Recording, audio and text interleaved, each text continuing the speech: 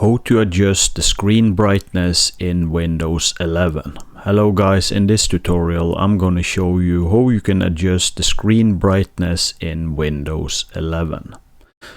But before we go on with this tutorial, I do recommend you to subscribe to my channel because I do tutorials like this every week.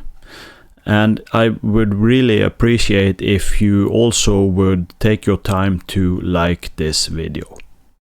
Okay, so let's go straight to it. The first thing you want to do is to go to this section right here with the Wi-Fi and the sound and the battery.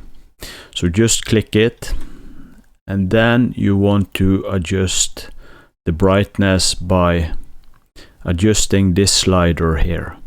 And as you can see, we now adjust the lighting. Another thing you can do is to right click on this symbol here and then go to settings. And from here you will go to this brightness menu, and here you can help improve the battery by optimizing the content shown and the brightness. And then to do this you can just tick this box. If you want to use warmer colors to help block blue light, you know, when you are not supposed to use blue light before you sleep and stuff like that, you can just check this box right here and you will get warmer colors.